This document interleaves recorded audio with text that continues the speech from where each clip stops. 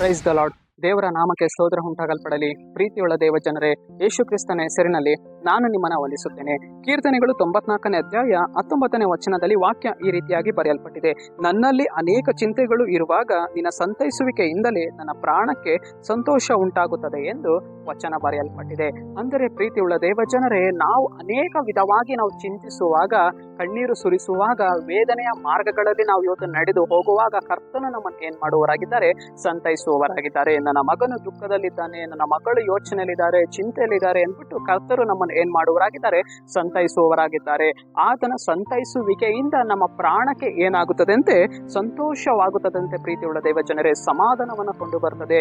ನಾವು ಇವತ್ತು ನಮ್ಮ ಚಿಂತೆಗಳನ್ನ ಕರ್ತನ ಮುಂದೆ ನಾವು ಹೇಳುವಾಗ ಕರ್ತನು ನಮಗೆ ಏನ್ ಮಾಡ್ತಾನೆ? ಸಮಾಧಾನವನ್ನು ಕೊಂಡು ಬರ್ತಾನೆ. ನಮ್ಮ ದುಃಖಗಳನ್ನ ಮನುಷ್ಯರ ಮುಂದೆ ಹೇಳುವುದನ್ನ ಬಿಟ್ಟು ನಾವು ಕರ್ತರ ಮುಂದೆ ಹೇಳುವಾಗ ಕರ್ತನು ನಮ್ಮ ಪ್ರಾಣಗಳಿಗೆ ಏನ್ ಮಾಡುವವರಾಗಿದ್ದಾರೆ? ಒಂದು ಸಮಾಧಾನವನ್ನು ಕೊಂಡು ಬರುವವರಾಗಿದ್ದಾರೆ, ಒಂದು ಸಂತೋಷಗಳನ್ನ ಕೊಂಡು ಬರುವವರಾಗಿದ್ದಾರೆ.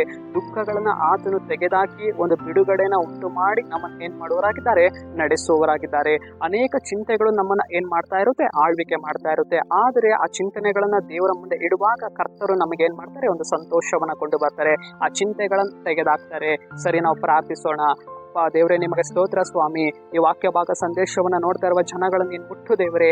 ಅನೇಕ ಚಿಂತನೆಗಳಿಂದ ಹೋರಾಟ ಒಂದು ಮಾಡಿ ಕೊಡ್ತಾ ಇರುವಂತ ಮಗನನ್ನ ಮುಟ್ಟು ಸ್ವಾಮಿ, ಮಗಳನ್ನ ಮುಟ್ಟು ಸ್ವಾಮಿ. ನೀನು ಅವರಲ್ಲಿ ದೇವರೇ ಒಂದು ಸಂತೋಷವನ್ನ ಉಂಟು ಮಾಡು ದೇವ. ನಿಮ್ಮ ನಾಮಕ್ಕೆ ಸ್ತೋತ್ರ ಕರ್ತನೆ. ನಜರೇತಿನ ಯೇಸುವಿನ ನಾಮದಲ್ಲಿ ತಂದೆಯೇ, ಆಮೆನ್.